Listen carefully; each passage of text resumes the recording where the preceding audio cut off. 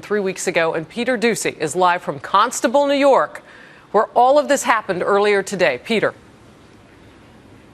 And Harris, you want to talk about how amazing and how quietly, really, this all ended, with the exception of the 2 gunshots fired by that hero New York State Police Sergeant Jay Cook. We spoke to the man whose property this all went down on, this confrontation, shooting, and arrest. And he told us that he was just sitting there watching TV with his girlfriend, heard some sirens, but didn't think anything really of it.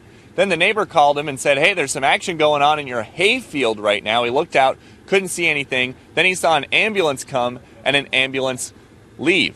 That is how quickly it went down, and that is how really oblivious some of the people around here were, because it all happened so quickly, and it all happened really without much of a chase and without much of a fight, based on what we've heard. Something else that we heard the details about from the New York State police officials and from the governor, even though David Sweat was not armed, he was shot by that sergeant because he was about to make it to a tree line.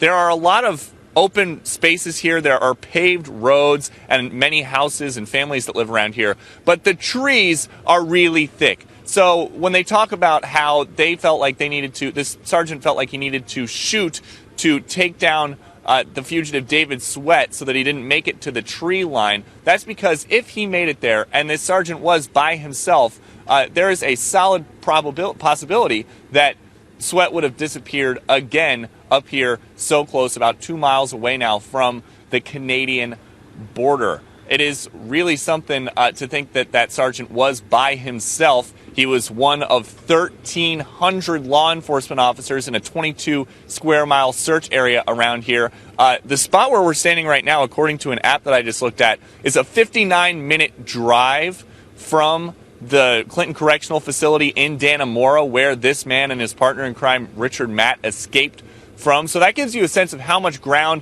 he covered. It would take an hour to drive. It's been raining almost every day, on and off, for the last 3 weeks, with very few exceptions. And he was here. The police say that if he was following roads or a tree line and he was just a little bit off the road, he could have gone undetected. And it seems like we may now know how he got here from there, since he's alive, and after he's in surgery, he is going to have a lot of explaining to do. Harris? Yeah, I mean, I know 59 minutes by car sounds like a long ways, but they had more than 3 weeks to get there.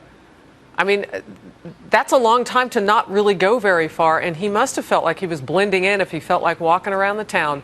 Glad everybody is safe up there. Peter Ducey, thank you very much. We have a first on Fox right now.